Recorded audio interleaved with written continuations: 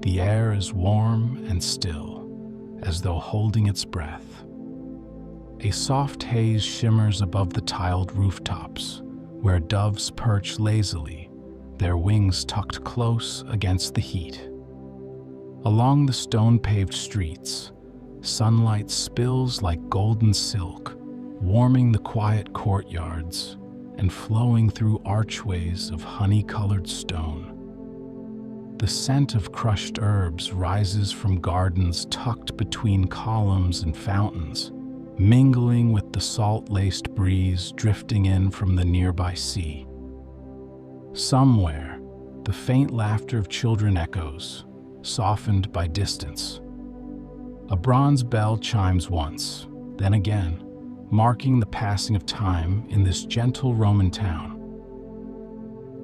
This is Pompeii, long before it was lost.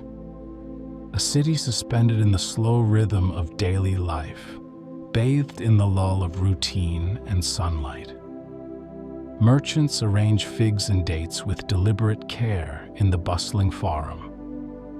A baker stokes the oven's gentle heat, shaping loaves in the quiet morning. Water trickles calmly from the mouths of marble lions into mosaic-tiled basins. And above it all, Mount Vesuvius rests like a sleeping giant, cloaked in vineyards and silence. There is no rush here, no urgency. Just the softness of a world going about its day. Time drips like warm oil, slowly, steadily, and all seems at peace. Welcome to Sleepy Journeys, the podcast designed to lull you into a peaceful slumber with soothing stories through time, luminaries, and wonder. Whether you're winding down after a long day or simply looking for a peaceful escape, you're in the right place. My name's Jack, and I'm so happy to have you here with me. Each night on Sleepy Journeys, we set off together on gentle adventures designed to soothe your mind and ease you into rest. You'll find journeys through history, comforting fairy tales, myths and folklore, inspiring famous figures, and the rich world of music history. Wherever your curiosity takes you, there's a dreamy, Sleepy Journeys show for you.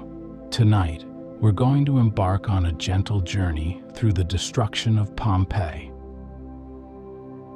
And just before we fully drift off, if you're enjoying Sleepy Journeys, go ahead and tap follow or subscribe on whatever platform you're joining me on, and sign up to my newsletter at sleepyjourneys.com. That way, you won't miss any of my upcoming sleepy adventures. Now, take a deep breath and let's begin. Pompeii, a name whispered through time, a place that once lived and breathed beneath the southern Italian sun. Though the city is often remembered for its sudden end, tonight we will walk its streets as they were, alive with color and scent, and softened by the passing of centuries. Together, we'll gently move through sunlit atriums and shaded alleyways, past flowering vines and painted walls. We'll listen to the hum of daily life, slow, familiar, comforting. With each step, we drift further into a memory made of warm stone and slow hours, into a city held in stillness just before the world changed.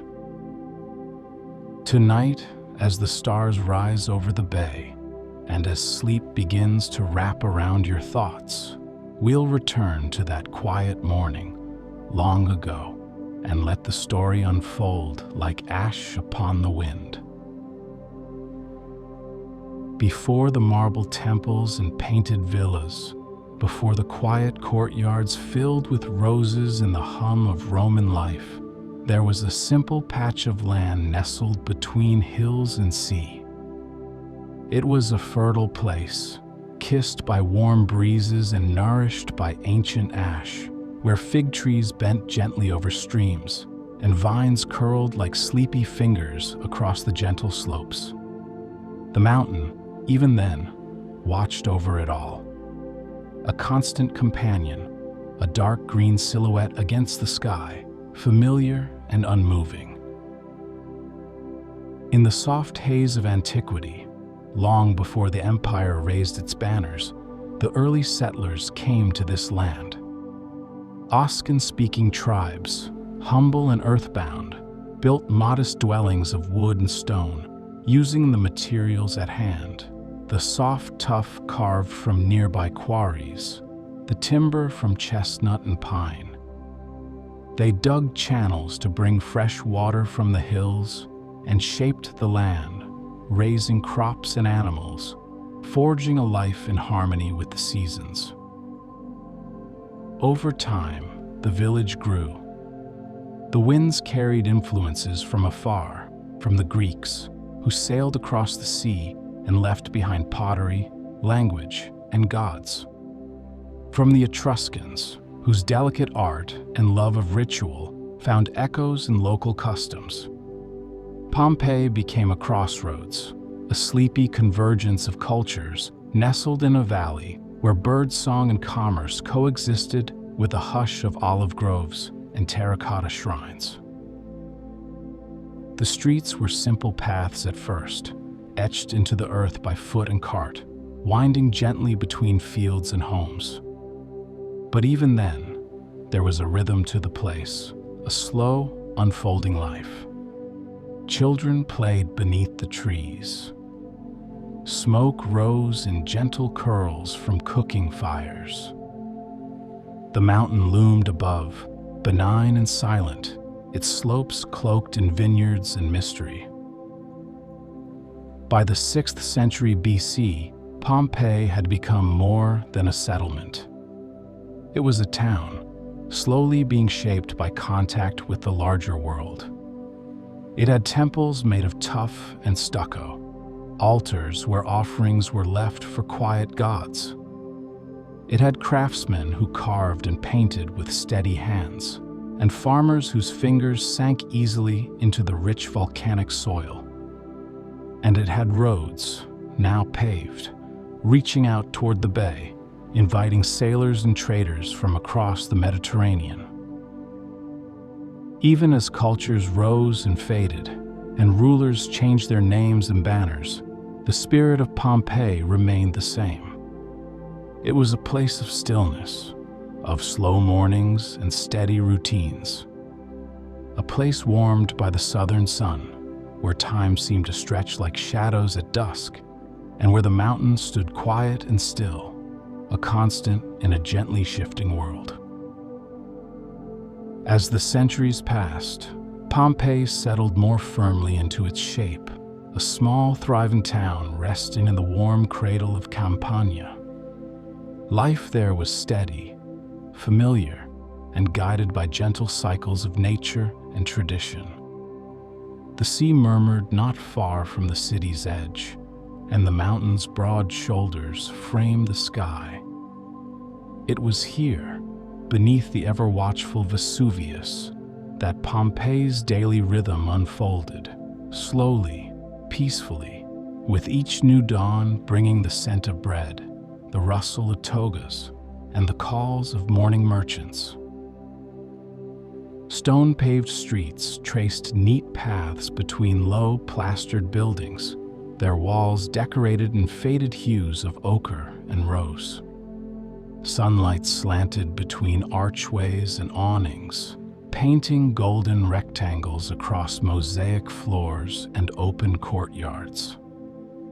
Water gurgled from fountains at intersections, where bronze spouts shaped like lion heads or sea creatures offered a place to pause, to drink, to rest in the shade of overhanging vines.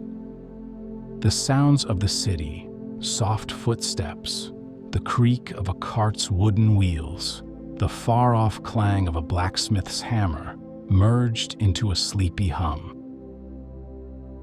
Villas nestled behind walls of painted stucco, hiding fragrant gardens where laurel and lavender flourished. Their atriums opened to the sky, inviting daylight to pool in marble basins. Slender columns framed scenes of stillness, a bowl of fresh dates left on a low table, a cat curled on warm stone, a faint breeze ruffling the curtains. Life in these homes moved at a comfortable pace, servants moving quietly through rooms, scrolls read aloud in the cool afternoon, and meals shared beneath trailing ivy and the soft flicker of lamplight. Beyond the homes, the city bustled gently with its own patterns. Artisans worked in shaded stalls along the street, shaping clay, weaving cloth, pressing olives into oil. Bakers tended to wide, domed ovens, and their shops were marked with millstones and baskets of round loaves. In the forum, voices rose and fell in the easy rhythm of trade and conversation. Shoppers inspected amphorae of wine and fish sauce, clusters of figs, pots of honey, and finely worked bronze. The temple steps offered a place to sit, to watch the light change on the stones, or to listen to prayers murmured beneath stately columns. And through it all, the mountain remained. Vesuvius, so close and so still, was simply part of the background, no more troubling than the hills or the clouds. Its slopes bore vineyards and orchards. Farmers made their homes along its base, plowing its fertile soil, unaware of the restless breath that stirred deep beneath its roots. Children played in its shadow, without fear. To the people of Pompeii, the mountain was a neighbor, ancient, unmoving, and always there. Days passed. Seasons turned, and the city, beneath sun and vine and sky, continued in its slow, enduring way. In the shadow of the mountain, Pompeii dreamed, and the dream felt endless. The first light of morning stretches over the tiled rooftops of Pompeii, brushing them with a golden glow. The city slowly stirs. Shutters creak open, revealing flower pots perched on windowsills and glimpses of the quiet courtyards within. Footsteps begin to echo softly along the paved streets as people emerge, wrapped in loose garments, carrying baskets, scrolls, or simply the quiet purpose of the day ahead. At the heart of the city lies the Forum, a long, rectangular plaza surrounded by the elegant rhythm of colonnades. Columns of pale stone rise toward the sky, their surfaces warm to the touch even in the early hours. Beneath them, the air remains cool and calm, and the ground is patterned with well-worn tiles. The Forum is Pompeii's living room, its gathering space, a place where people move slowly, greet each other gently, and tend to both business and pleasure under the open sky. Merchants begin to arrange their stalls with practiced ease. The scent of ripe fruit and crushed herbs drifts across the plaza. Terracotta jars filled with olives and wine glisten in the slanting sun. Fish sellers unwrap their catch on beds of damp leaves, their voices low and rhythmic. Cloth merchants unroll bolts of dyed linen, the colors soft and earthen, pale blues, sandy reds, and shades of moss and stone. Each sound, a coin clinking, a trader's murmur, the gentle shuffle of sandaled feet, adds to the slow chorus of the morning. Near one edge of the farm stands the Temple of Jupiter, its steps wide and worn smooth by countless quiet feet. The columns cast long shadows across the plaza. At the base, a few early worshippers pause with bowed heads, murmuring offerings in hushed tones. The scent of incense wafts from a small burner, curling into the air and mixing with the salt and sun of the morning breeze.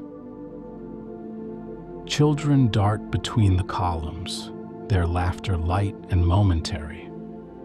A dog dozes beneath a stall, ears flicking at the buzz of flies.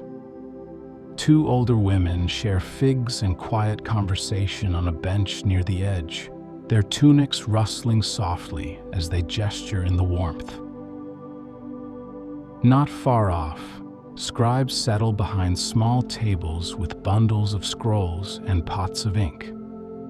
They dip their pens slowly, writing letters for those who cannot. Across from them, a magistrate in a finely woven toga listens patiently as a citizen explains a dispute, the discussion low and even, without haste. Above all, there's a softness to the movement here, a quiet assurance, a communal understanding that time in Pompeii does not rush.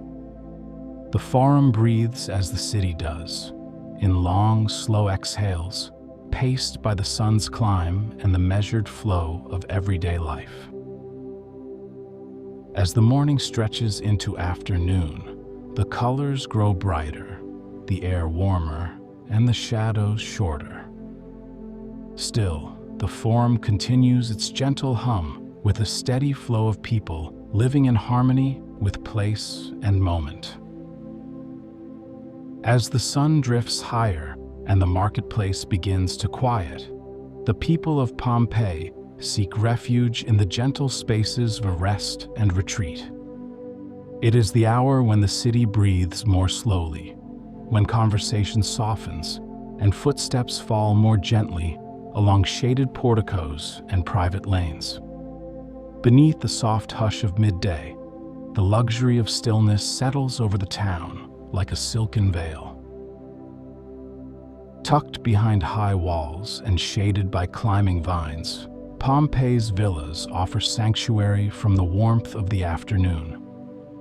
Their entrances, often simple and unadorned from the street, give way to worlds of elegance and calm within. Passing through the doorway, one steps into the atrium, a central chamber open to the sky, where light pools across marble floors and rainwater once trickled into stone basins. The space is quiet, cool, and filled with the soft scent of laurel leaves and rose petals. In these private havens, families recline on cushioned couches, sipping diluted wine from smooth ceramic cups.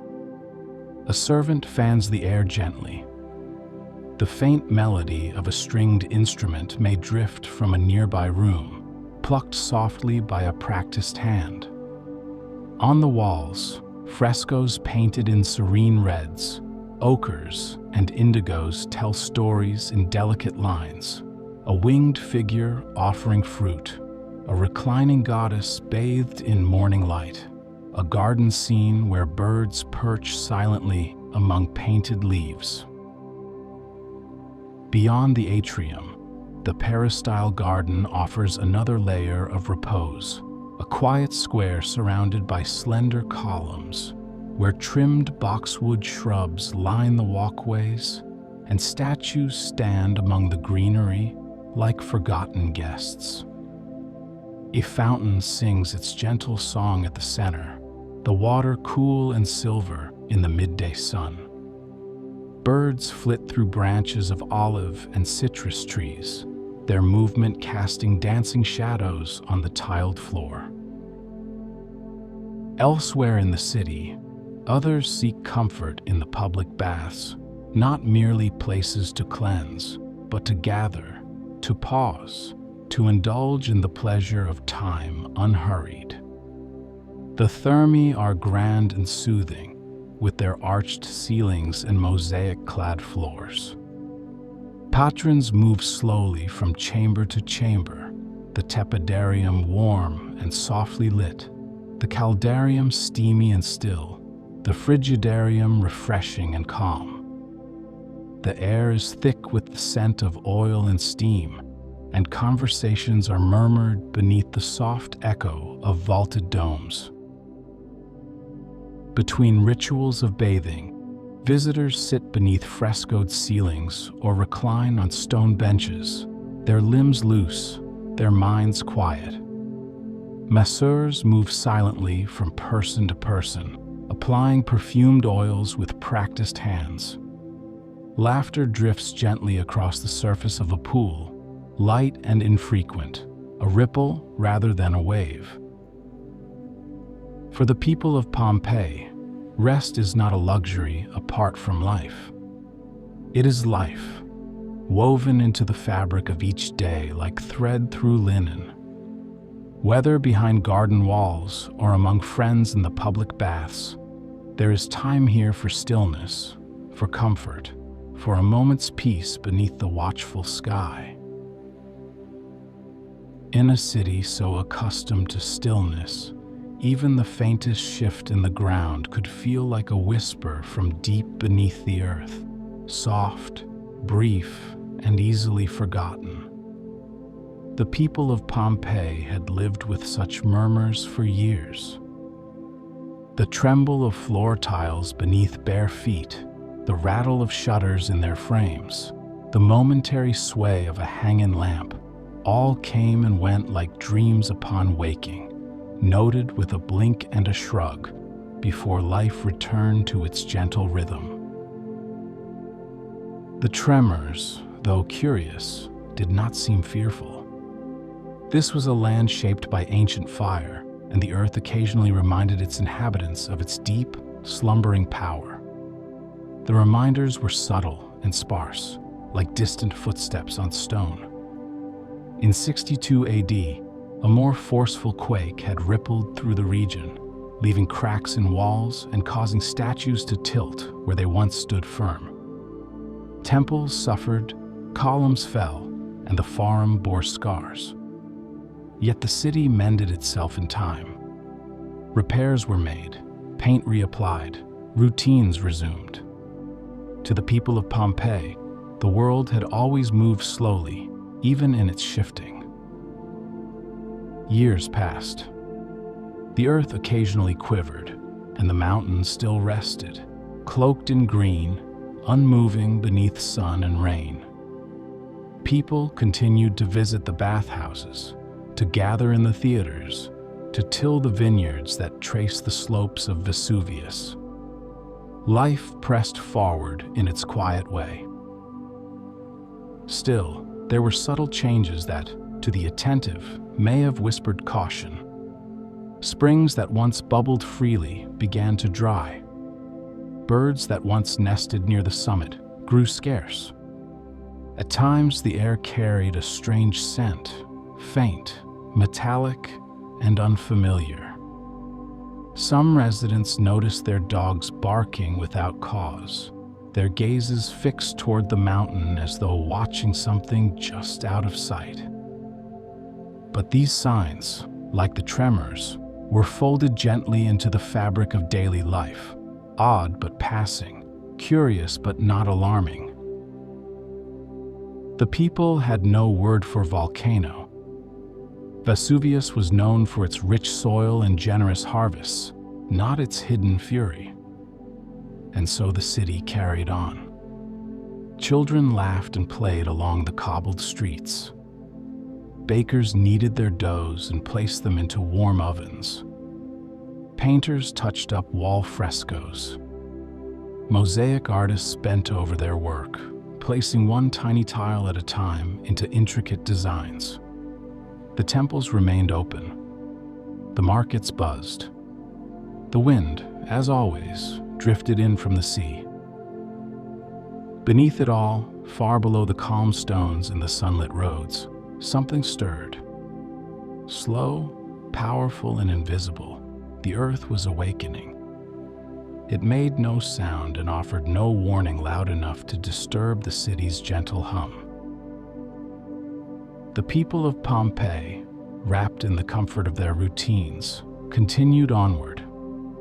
There were no alarms, no fleeing crowds, no calls to run or hide. Just the faint and passing tremble beneath their feet, like a sigh from the mountain itself, quiet, forgotten, and soon lost to the soft rhythm of daily life. From nearly every corner of Pompeii, the mountain could be seen, a quiet giant rising in the distance, its slopes gentle, its outline familiar. It had stood there long before the city was born, and in the minds of its people, it would remain forever, as constant as the sky above or the tides that kissed the shore. Watching the mountain was no act of dread or awe, but rather a natural part of the day, like noting the weather or admiring the patterns in a mosaic floor. At dawn, Vesuvius was often veiled in mist, its rounded peak softened by the early light. As the sun climbed, the mountain would grow clearer, its flanks brushed with green from the vineyards and forest, the upper slopes shadowed with mystery. Shepherds and farmers knew its trails well, narrow, winding paths lined with fig trees and wildflowers. They brought goats to graze along its ridges, pausing now and then to gaze down at the city below, where the rooftops shimmered in the heat and the sea gleamed beyond. The mountain was more than backdrop. It gave to the people its soil rich and dark, perfect for growing grapes, olives, and wheat. Its woodlands provided timber and game. Even its stones, shaped by ancient fire, were used to build homes, streets, and temples. It was a source of life, not of fear. To stand at the edge of the farm and glance toward its shape was no different from watching the clouds or listening to the sea breeze move through the trees. Occasionally, the mountain wore a strange veil, wisps of steam or haze that curled from its crown, thin and pale against the blue. Some would pause to look, puzzled, their eyes narrowed against the sun. But then the steam would vanish, the sky would clear, and daily life would resume. Perhaps it had always done that. Perhaps it was just heat, or wind, or the breath of the earth on a warm day. The curiosity passed, as gently as it arrived. Those who watched the mountain closely might have noticed changes. The earth near its base seemed warmer. Small fissures opened in stone where none had been before.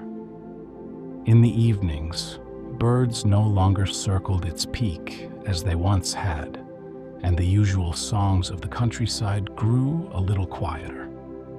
But these were quiet things, subtle, unspoken, folded into the rhythm of ordinary life.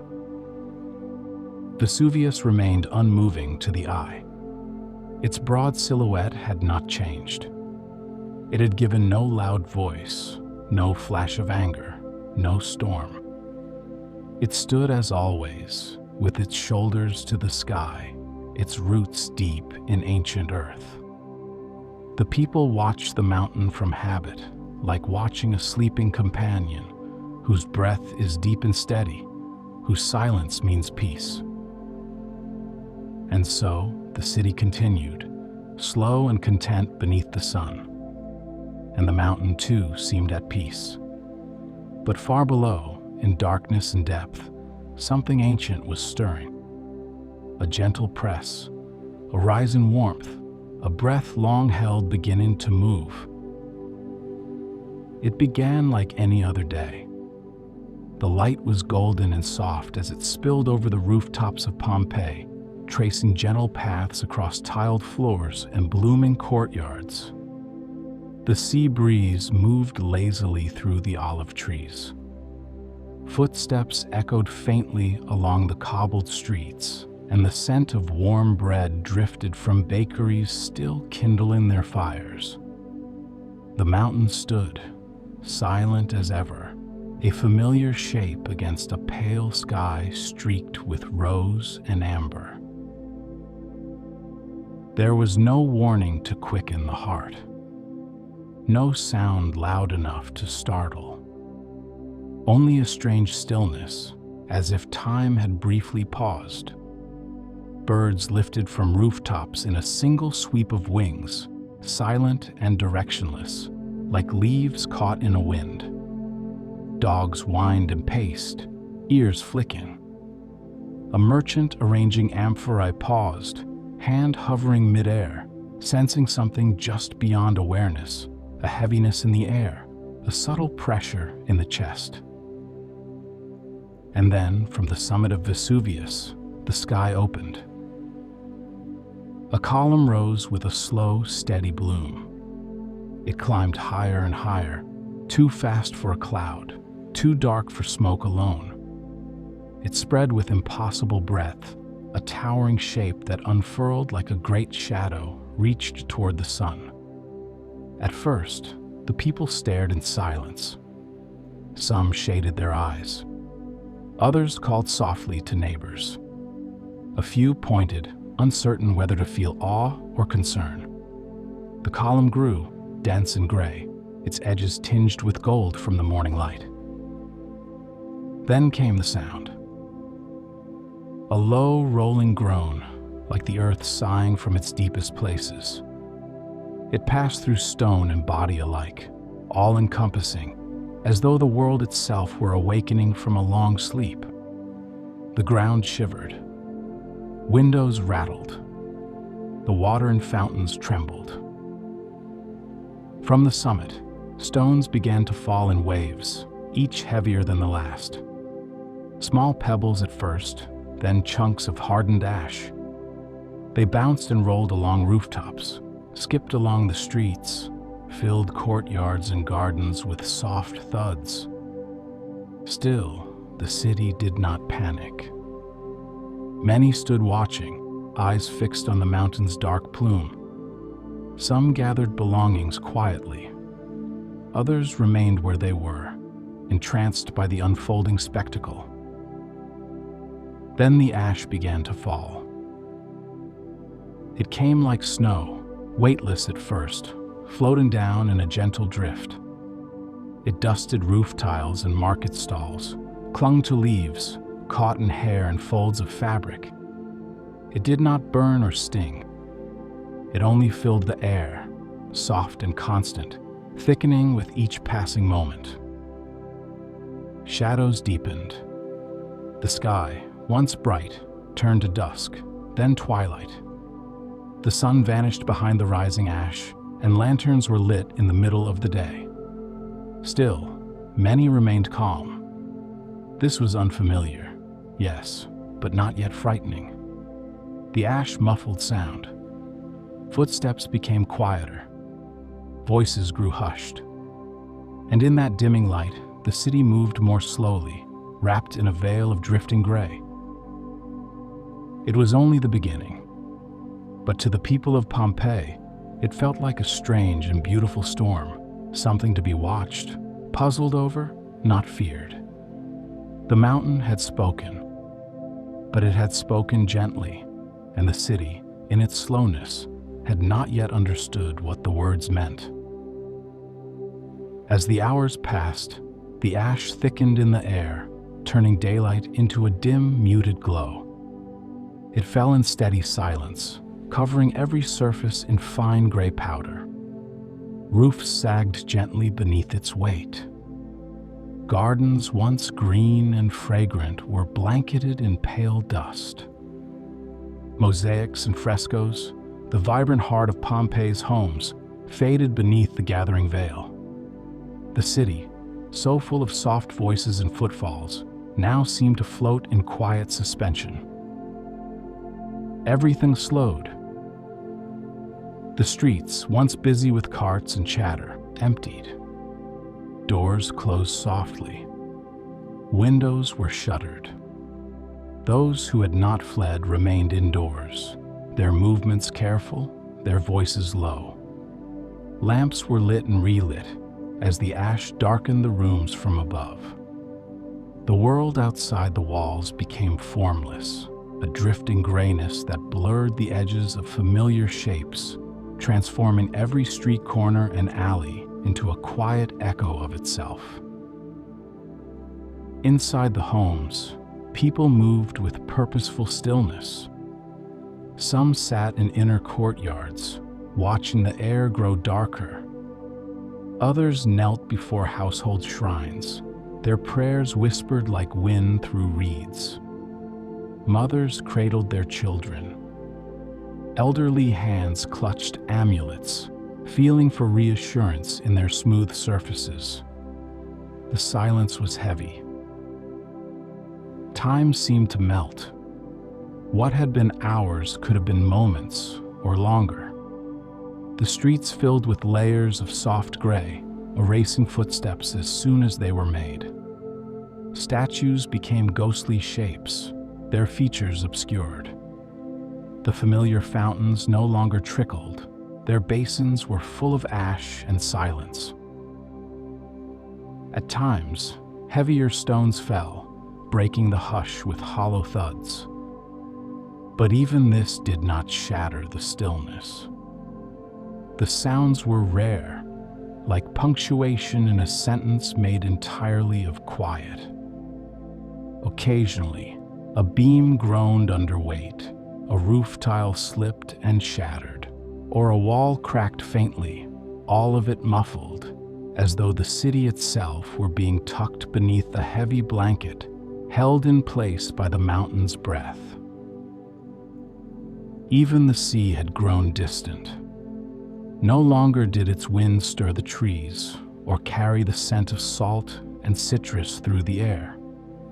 It too seemed to have retreated, its voice dulled by the thick curtain of falling ash. The outlines of the bay, the boats, and the far hills had vanished entirely. All that remained was the city, hushed and cloaked, embraced by stillness as complete as sleep. Some tried to flee, moving slowly through the ash-choked streets, their sandals leaving momentary impressions before disappearing beneath the fall. Others stayed behind, seeking shelter in storerooms, atriums, and beneath stairwells. No one knew what would come next. No one understood the shape of what was unfolding. But all could feel it, a moment expanding, deepening, folding the city into something timeless. In that stillness, Pompeii began to vanish. Ash fell like snow on a sleeping town, gentle and unrelenting, settling over rooftops, over gardens, over the hopes and routines of a day like any other. When the last of the ash settled and the sky slowly cleared, Pompeii lay beneath it, hushed, still and unseen. What had been a vibrant city filled with color, sound, and scent was now entombed in a quiet shroud of earth.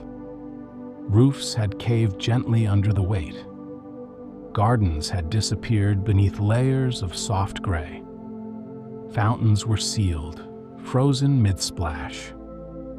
The voices of children, the clatter of carts, the echoes of temple bells, all had been silenced. And time itself, in a sense, had stopped. The mountain had returned to stillness. Its slopes, now altered, no longer smoked. Birds slowly returned to the edges of the land, cautious. The sun rose and set again, and the vines at its base would, in time, grow once more. But Pompeii remained hidden. Its streets, homes, and hearts lay sealed beneath nearly 20 feet of ash and stone, untouched, undisturbed. Nature wrapped itself around the place. Trees sprouted. Grass took root where rooftops once stood. Seasons passed, first tens, then hundreds of them, and memories of the city faded. The names of its streets were no longer spoken aloud. The paintings on its walls, so delicately brushed, faded in memory though they endured beneath the earth. Life moved on around it. Empires rose and fell. New cities were built. Roads were carved anew across the region. And and Pompeii slept. For nearly 17 centuries, it remained this way, sealed in a perfect stillness. While above it the world changed, below everything was paused. Cups remained on tables. Lamps sat where they had been placed. Scrolls, sandals, loaves of bread, even these stayed where they had been in those final quiet moments. The ash, fine and dry, had preserved not only the structures, but the gestures of life itself, a snapshot held in silence. Occasionally, hints would surface. Farmers plowing their fields would uncover fragments, pieces of stone, shards of pottery, hollow impressions that led nowhere. But the city remained largely forgotten, its name drifting into the mists of history. Even Vesuvius, once feared, grew quiet, its presence no longer questioned by those who lived in its shadow. And so, Pompeii remained, untouched by war or weather, untouched by time. A city hidden by the gentle covering of the mountain's breath. It did not crumble or decay in the way of other ancient places. It simply waited, preserved in stillness, each home and courtyard held in the exact shape they had known in those final, muffled hours. Beneath the soil and vines, beneath the passing of years and the tread of unknowing feet, Pompeii kept its peace. A city held in the quiet memory of a day that began like any other and never truly ended. It was a quiet discovery, at first, unassuming, like the city it would awaken. In the early years of the 18th century, workmen digging for a new aqueduct near the town of Resina struck something unexpected. Not just stone, but form. Not rubble, but rooms. There were walls covered in color, still vibrant beneath the earth. Arches that opened into silence. Corridors that led to stillness. They had unknowingly touched the edge of a dream, one that had rested undisturbed for nearly 1,700 years. Word spread slowly. Excavations began, tentative and curious. At first, it was Herculaneum, Pompeii's quieter neighbor, that was uncovered. But by mid-century, attentions turned further inland, and beneath the vineyards and farmland, Pompeii began to re-emerge. The work was methodical, careful. With brushes, picks, and shovels, layer by layer was lifted. Each stroke removed soil and centuries. Whole rooms appeared just as they had been, beds still in corners, tools hung neatly on walls, even a loaf of bread preserved in its oven, its shape still rounded from rise and heat long extinguished. There was awe, but also silence. The city was not a ruin in the usual sense. It had not faded slowly, brick by brick. Instead, it had been paused, caught in a single, breath-held moment. Walkways bore the impressions of sandals. Tables remained set. Mosaics gleamed as though recently laid. Frescoes gazed from the walls with expressions as clear as the day they were painted. And then there were the forms. The voids left behind by bodies, men, women, children, had hardened over time. Early excavators began to fill these spaces with plaster, creating haunting casts that revealed the postures of those caught in the final hours. A child curled in sleep, a dog twisting mid-motion, a person shielding their face, frozen in the most human of gestures. But even these figures, so poignant in form, seemed held more by peace than panic, shaped by quiet surrender. The rediscovery of Pompeii became more than an archaeological achievement. It was a reconnection, a hand reaching through centuries to touch another. Scholars came. Artists followed. Travelers from across Europe made pilgrimages to the site, walking the stone streets where carts once rolled and voices once rose in the morning sun. Through their eyes and words, the city was reintroduced to the world. A place where time had folded, gently and completely, into the shape of a single day. Even now, as more of Pompeii continues to be uncovered, the process is marked by reverence. Each new room opened is a quiet unveiling. Each painting brushed clean is like uncovering a memory. The city emerges in silence as it vanished, piece by piece, beneath a sky that once darkened and then cleared again. Pompeii, once hidden, now remembered. A place where history is not told in fragments, but lived again, slowly, step by step, through the dust and into the light. Among the ash and stone, amid the quiet corridors and frescoed walls, are traces not just of a city, but of people. Ordinary souls who lived gently within the rhythms of their time. Their presence is everywhere in Pompeii, held delicately in the curve of a spoon, the tilt of a stool, the uneven tread of stairs worn by familiar feet. These are the quiet echoes of lives once lived in softness and repetition. There is the weaver, whose loom sits idle in the corner of a workshop, threads still stretched across its frame. The dye jars remain nearby, sealed and forgotten. One can imagine her hands, stained with color, moving with calm precision as sunlight streamed through the open shutters. A baker's shop preserves the shape of its oven, blackened from years of use. Inside it, a round loaf of bread, hardened but whole, bears its baker's stamp, as if waiting to be claimed. A millstone leans nearby, once turned by a donkey tethered patiently in the shade, circling slowly as flour drifted softly through the air. In a garden atrium, a mosaic of a dog still guards the entrance. Cave Canem, the message reads, "Beware of the dog." The dog, like its owner, has long vanished, yet the message endures. The homes tell their own quiet stories. A shelf still holds small clay oil lamps. A bronze mirror lies beside a comb of ivory teeth. In one room, a child's toy, a carved wooden bird, was left on the floor, where it stayed undisturbed for centuries.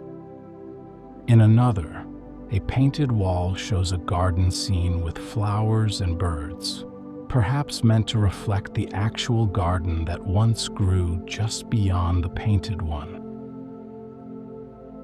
Then there are the people themselves, their shapes captured in the plaster forms that rest gently beneath the glass of museum halls or quietly on display in shaded alcoves of the city. They lie as they fell, some alone, some together. One holds a hand to their chest, another curls close to a loved one, their limbs frozen in final rest. There is no violence in their forms, only the grace of stillness. They were merchants, artists, bakers, children, mothers, laborers, people whose names may never be known, but whose lives whisper from every corner of the preserved streets. Their routines were gentle, their joys simple. They worked, they laughed, they rested beneath pergolas twined with grapevine. They watched the mountain without worry. They rose with the sun and closed their eyes under starlit skies, never imagining that their final sleep would stretch so far into time. Now, as we walk the paths they once knew, we do so softly to remember. The lives within the ash are not lost.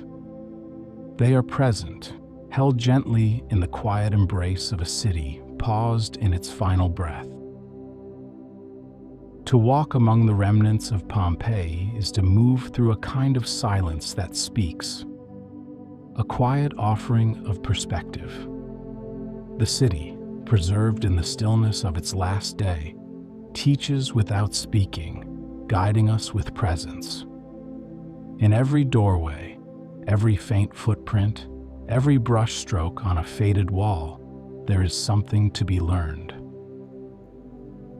Pompeii reminds us that life is composed of small, beautiful moments.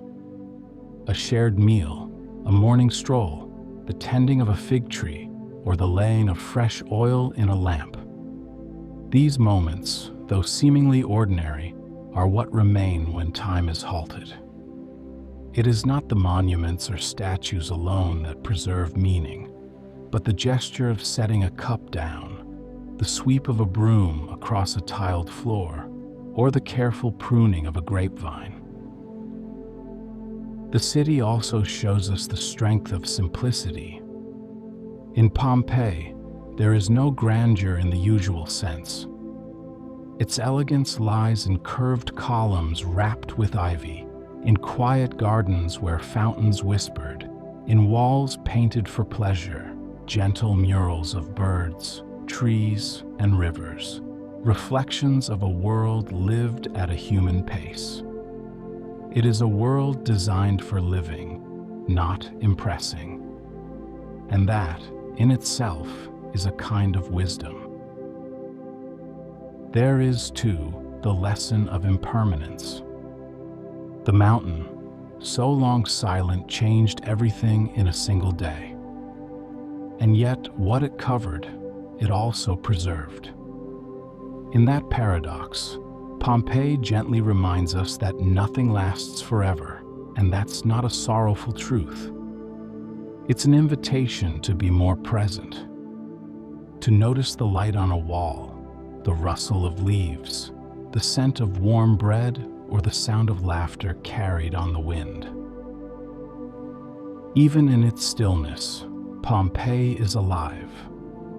It has become a kind of mirror, one in which we see our own daily rituals reflected, softened by the distance of centuries. We see how we live, how we move through our own days, and we're reminded that, like the people of this ancient city, we are part of a greater rhythm, one that rises and falls gently, like breath, one that carries us forward even when we pause. Perhaps the greatest lesson is simply this: to slow down, to live in awareness, to cherish the familiar, the overlooked, the quiet. For in the end, it is these things, the subtle details of an ordinary day, that endure. They are what speak, even when time has stopped, even when the sky darkens, even when the world grows silent. Pompeii offers these lessons.